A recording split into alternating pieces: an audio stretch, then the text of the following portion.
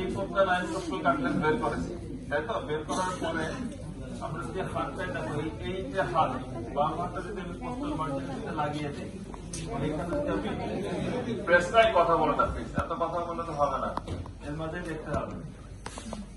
এইখানে আমরা এই থাম দিয়ে প্রেস করতে হবে, ঠিক আছে? থাম দিয়ে প্রেস করতে হবে। পেশেন্টকে ডেফিনেটলি ইনস্ট্রাকশন দিতে হবে যে আপনি লম্বা লম্বা শ্বাস নেন আর ছাড়েন, এটা বললে হবে না, তাকে দেখাই দিতে হবে, বাবা আপনি আমার মতো করে শ্বাস নেবেন। যখন বলবো লম্বা শ্বাস নেন ছাড়েন, সে নিয়ে আটকে রাখবে, ঠিক আছে? তাকে দেখায় বলতে হবে যে আপনি আমার মতো করে শ্বাস নেন ছাড়েন। যখন সে শ্বাস নিবে ডিউরিং ইন্সপিরেশন, তখন তোমাকে এখানে জেন্টলি প্রেস করতে হবে। And look at the face, look at the face, তার শুধু ফেসের দিকে তাকাতে হবে। প্রেস করবো, কনসেন্ট্রেশন করে শ্বাস নেন, আবার লম্বা লম্বা শ্বাস নেন আর ছাড়েন। যদি পেশেন্টের জাস্ট লাইক দিস, ওকে, তাহলে আমার ইন্টারপ্রিটেশন কি দেখো, ওটা অলমোস্ট চলে গেছে, একদম ভেতরে চলে গেছে। এখানে কি কোনো পেইন সে ফিল করেছে? তাই যদি এটা পজিটিভ হতো, ইউজুয়ালি তোমাদেরকে পজিটিভ কেস দেওয়া হবে না, ইউজুয়ালি দেওয়া হবে না, তাই না? আমরা অ্যাকুইট কেস সাধারণত পরীক্ষা দেই না। যদি এটা পজিটিভ হতো, তাহলে তুমি পজিটিভ হলে কি হতো? Sudden catch hold the breath, এই টার্মটা ইউজ করতে হবে, sudden catch hold the breath. তার মানে পেশেন্ট শ্বাস নিচ্ছিল, হঠাৎ করে এরকম শব্দ করে পেশেন্ট একদম অ্যাবডোমেন ভিজিট করে ফেলবে। কেন? এটা একটা সিগন্যাল, এই গলব্লাডার থেকে হায়ার সেন্টারটা সিগন্যাল যাবে, সে বলবে যে আমি যখন প্রেস করব এই প্যারাটাইল পেরিটোনিয়াম ইনফ্লাম, গলব্লাডার ইনফ্লাম, তখন দুইটাতে যখন এর সাথে টাচ করবে পেইন হবে। এই পেইনটা যদি না হয় তখন এটা প্রোটেক্টিভ মেকানিজম, গলব্লাডার বলবে save me, arrest the respiration and save me. তখন হার্ট রেসপিরেটরি সেন্টার থেকে রেসপিরেশনটা বন্ধ করে দিবে, যাতে এই মাসেলটা যে ওইখানে হার্ট করতে না পারে, ঠিক আছে? তো পজিটিভ ফাইন্ডনেস কি বলতে হবে? If it is positive, then there will be sudden catch on the breath. Patient চোখ মুখ পোকড়া করে ফেলবে, কাঁচামাচা করে ফেলবে, and sudden catch on the breath. তো এটাকে মাথায় রাখতে হবে। আমাদের ট্রান্সপালমিক প্লেনটা কিভাবে বের করবো? জিফার্ড প্রসেস এন্ড আম্বিলিকাস এর মিড পয়েন্ট, অথবা এটা কি বলে, এটা সুপ্রাস্টাল নস এবং পিউবিক সিম্পাসিস এর মাঝখান, যে কোনো একটা, এই দুইটার মাঝখান অথবা এই দুইটার মাঝখান, মিড পয়েন্ট। এই মিড পয়েন্টে যে প্লেনটা যাবে সেটা ট্রান্সপালমিক প্লেন, মিড ক্লাভিকুলার লাইন, ওকে? ডিওডিনাল পয়েন্টটা কোথায় থাকে?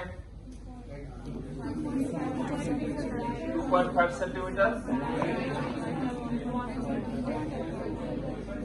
একটু বলতে চাচ্ছ, বলো তুমি। হ্যাঁ বলো।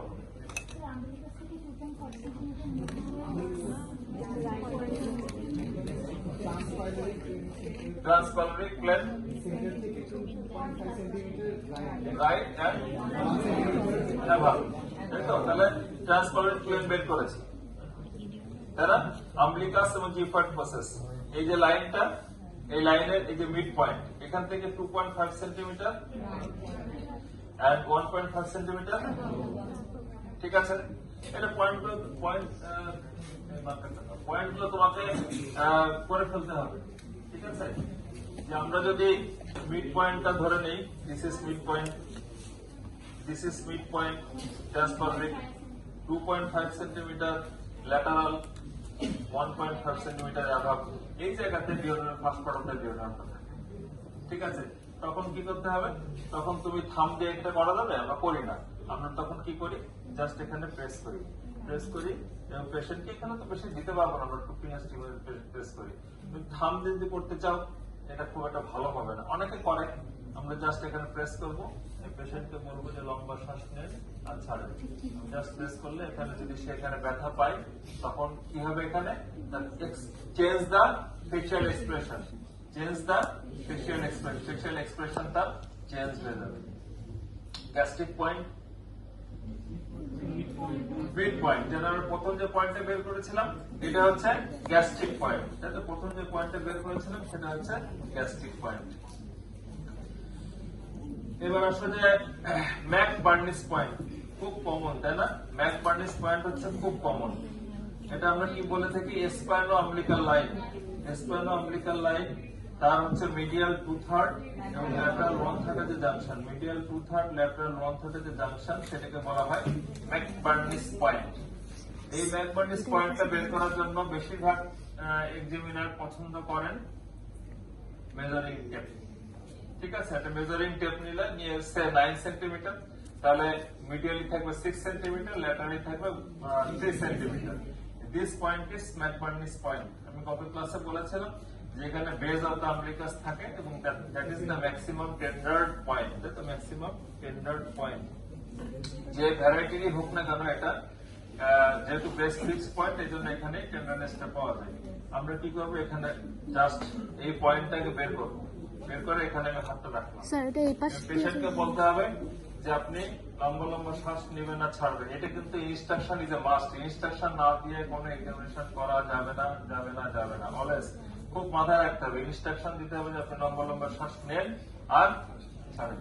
নেন বাবা, আপনি লম্বা লম্বা শ্বাস নেন এবং আস্তে জেন্টলি আমি এখানে প্রেস করব। দেখা যাবে একটা সময় যদি প্রেস করলে ফেশিয়াল এক্সপ্রেশন চেঞ্জ হচ্ছে। যদি চেঞ্জ হয় তাহলে ম্যাকবার্নিস পয়েন্ট টেন্ডার্ড, মাইল্ড, মডারেট, সিভিয়ার নাই। সমস্ত মাইল্ড, টেন্ডার্ড, এই সমস্ত কথাবার্তা বলা যাবে না, টেন্ডার্ড। ঠিক আছে না? McBurney's point tendered. Rebound tenderness. Rebound tenderness আমরা কি বলেছিলাম? আমরা জেন্টলি এই ম্যাকবার্নিস পয়েন্টেই রাইট এলিয়াক ফোসা, এখানে আমরা জেন্টলি প্রেস করব। Sudden withdraw the hand, sudden withdraw the hand. দেখেন, লম্বা শ্বাস নেন। পেশেন্টে যতই ব্যথা থাকুক, আমি যখন জেন্টলি প্রেস করবো, সে কিন্তু একটা লিমিট পর্যন্ত সে এটা সহ্য করবে, টলারেট করবে একটা লিমিট পর্যন্ত। তুমি বলবে স্যার ব্যথা লাগছে, ঠিক আছে বাবা একটু অপেক্ষা করেন, জাস্ট জেন্টলি প্রেস করবো, প্রেস করবো যতটুকু সম্ভব আমি প্রেস করবো। ঠিক আছে? তখন দেখা যেত অনেক ব্যথা পাচ্ছে, তখন আমি রাখলাম সাডেন উইথড্র, একদম সাডেন, উইদিন সেকেন্ড, সেকেন্ডের মধ্যে হাতটা তুলে দিতে হবে। যদি তুমি হবে না, এটা কিন্তু তোমার রিবাউন্ড টেন্ডারনেস দেখা হলো না। সাডেন হঠাৎ করে না দিলে, এই যে সময়টা তুমি